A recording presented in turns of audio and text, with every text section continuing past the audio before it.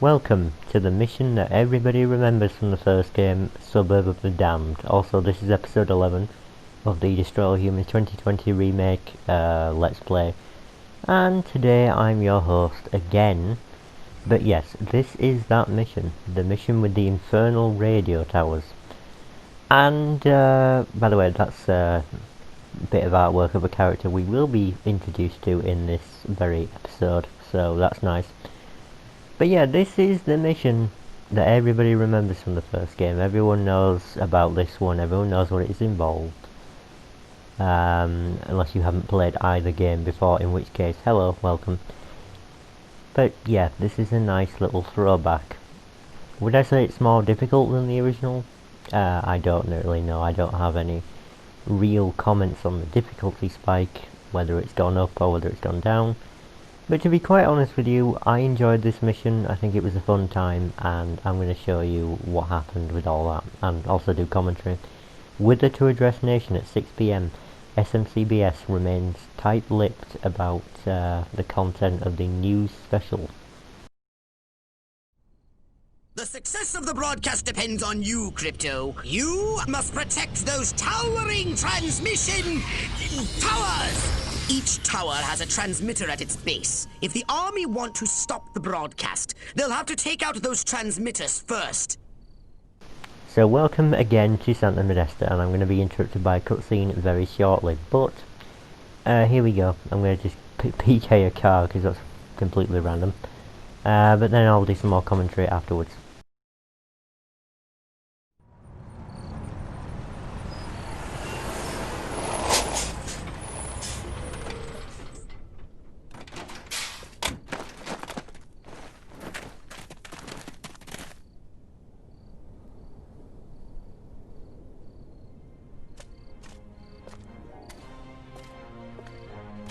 Regiments 2 and 4, form up the main junction.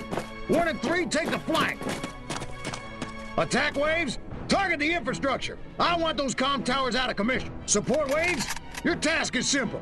Destroy the communist insurgents holding the television station. No beet-eating, vodka-swilling, Trotskyite son of a bitch is gonna hijack this great nation's God-given airways.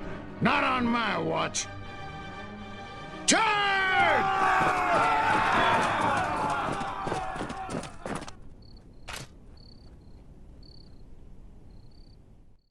So that guy in the fancy military uniform, whatever, is General Armquist, who is going to be a major antagonist in this game and was in the original. And you know, I think he's supposed to be based on General MacArthur. Someone MacArthur. Not to be confused with Joe McCarthy, who was he in the somewhere, something to do with the government. Basically a guy who was not very nice and decided to lock a bunch of people up for being communists when in reality they weren't. Or at least most of them weren't.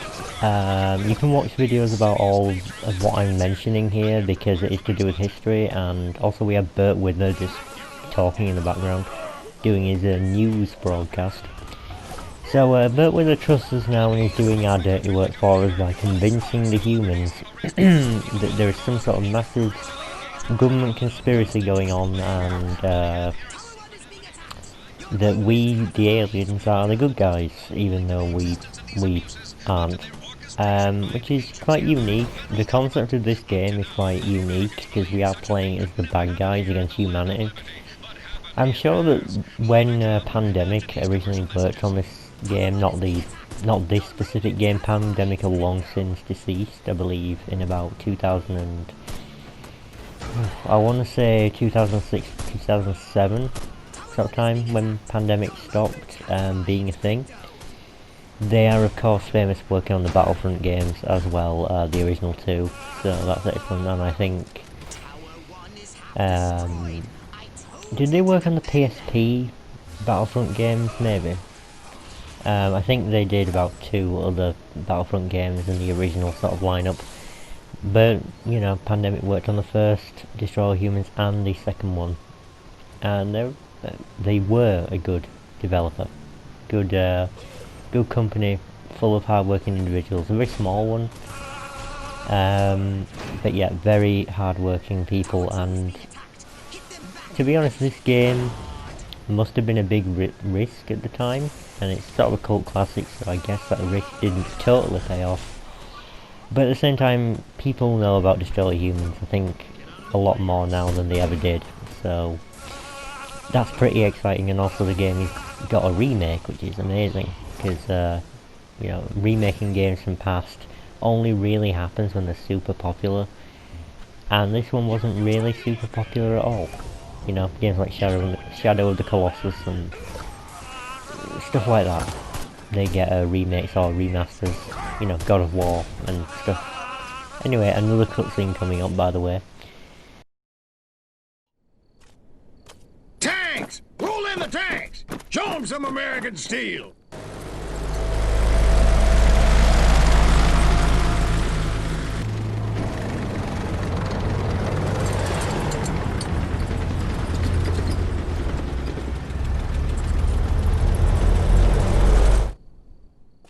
So now Armquist is going to roll in some tanks on us, but we can deal with those. We've dealt with tanks before, and tanks are a lot less annoying in this game than they were in the original. A lot less annoying. These tanks, I would kind of put these on the threat level just above soldiers, because, you know, they can launch an explosive shell and that's dangerous, but at the same time their shots are always arced and you can kind of dodge out of the way. You know, that new dodge feature with the jetpack is pretty useful. Also, enemies are launching rockets at us now from bazookas, which unrealistically home in on you.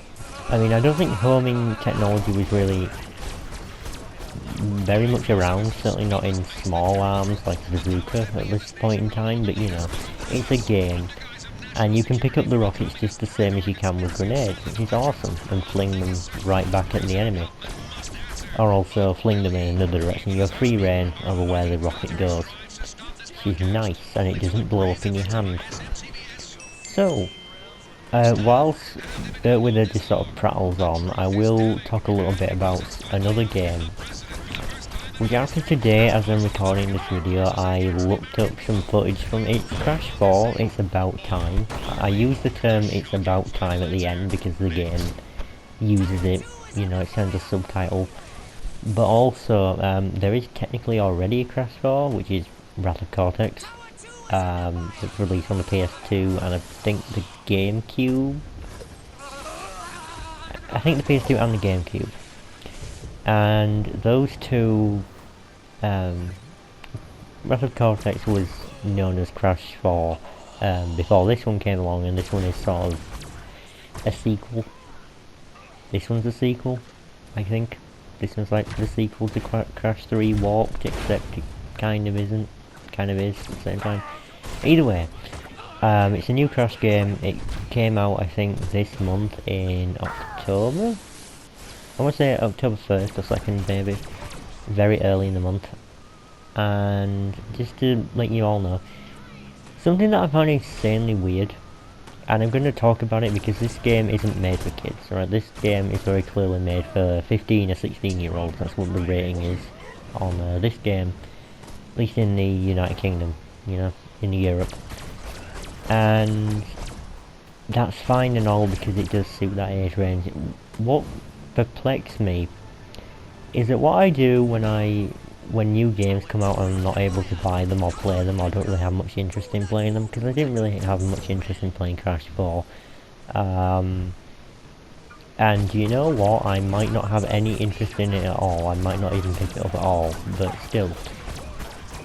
I'm going to keep talking about this after the cutscene, but I'm just going to let you know that I am going to sound a little bit like a concerned parent, almost, but also I'm going to sound a little bit extra critical. I'm pretty sure that the game is fairly solid though, it's got great reviews, but just letting you know that this kind of perplexed me about it. So, cutscene where we'll see General Armquist again.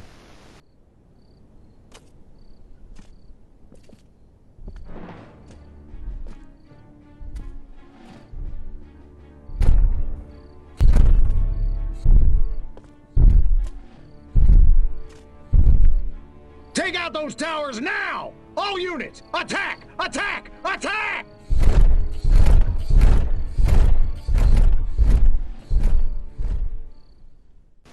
So Crash 4, he's sending in these robots, alright? These robots are very unrealistic for the time, but you know what, they're pretty cool, I like them. They did appear in the first game as well, only just slightly different, a lot more. I think in this game they're a lot more active in their AI, you know, they fire their guns a lot more and stuff like that, but in the original we still did have giant robots, so that's a weird thing. Anyway, Crash 4. Where do I begin with this? First of all, I want to say that the age rating on Crash 4, It's About Time, is 12 in the United Kingdom, or 12 pretty much in Europe, where Peggy has the last say on what age rating a game has, alright? And in America it's rated E10. Now, you'd think that that rating is okay, but I found that it kind of isn't. So, do you want to take a guess as to what... I think this is how they earn that E10 rating, and to be honest, I don't really understand it at all. So throughout the entire game, it's very clear, it looks very clear that this is a game made for kids, and it is, for about 99% of it. The remaining 1% is used when Dingodile, one of the characters in the Crash Bandicoot games, refers to enemies as, and I'm quoting directly from the game here, I'm not making this up, bastards. Bastards, as in, yes, the actual curse word. It's not like a mistranslation. It's not a neat little reference. It's not spelled differently. It is bastards. Right, so there's a Crash game. I'm seeing like the angry video game nerd here. There is a Crash game. Yeah, there's a Nintendo game that has sex in it or something like that. There's a Crash game which has the word bastards in it. And I'm not making that up. And I kind of wish that I was, but at the same time, when I heard them say that, I actually did a double take. I think a triple take. Also a mission success. But I did a triple take. I thought, they didn't really say that, did they? Bert with a profit or puppet. Surprise broadcast fuels hunt for communists. Excellent, we mission complete then. But, yeah, I couldn't believe that myself. I kind of thought, did they really just say that? And then, right afterwards, once I confirmed that they had actually said that, because the subtitles read that way as well, it's not just me mishearing things, I went onto a web page with the actual game, and I was going to look at what the age rating was, because here's the thing, if it had been like a 15 rated game, then that would be acceptable, you know, 15 game, 16 rather, in PEGI regions now, is appropriate for swearing and stuff like that. But it's rated 12. I know bastards isn't, I don't want to call it a harsh curse word, but it's a curse word. Also, end of the episode, but I'll keep talking. It's a curse word. So, very clearly then, the developers thought it was appropriate for 12-year-olds to hear the word bastards in a video game. Okay, I'm going to sound like a concerned parent. I don't actually have kids, okay? I'm too young. Also, I'm not interested in having them at all, but basically, I can't believe that they do something like that. It doesn't make any sense to me. It doesn't make any sense other than getting the E10 rating, which I think is how they achieved that. Because otherwise the game's pretty much a 7+. I mean, there's nothing else in there that would count it being an E10. So, I mean, yeah. That's pretty weird. I mean, that's strange. Either way, it is just one little thing about the game. I'm pretty sure the rest of the game is good. I mean, I watched all the cutscenes, it's pretty cool. I'm not going to spoil anything, but basically that's what's in there, and, you know, I'm not going to mention where it is in the gameplay, not to just spoil it for you or anything, but basically, yes, that does happen and yeah, just letting you know, I don't think it's appropriate for kids to hear that. I think if they wanted an E10 rating, they shouldn't have gone that route. Maybe, I don't know, to be honest, I don't know why they went for the E10 rating. I don't know, maybe to appeal more to older players more, but still, I think a lot of people are going to be buying that game. A lot of older Crash fans will as well, and some new ones that they got from the remaster Insane Trilogy and the Crash Team Racing remaster as well. So, that's pretty much the end of today's video. I went a little bit overboard with talking about Crash 4, but anyway, that's the end. Hope you enjoyed, and I'll see you in the next episode, episode number 12. Bye bye.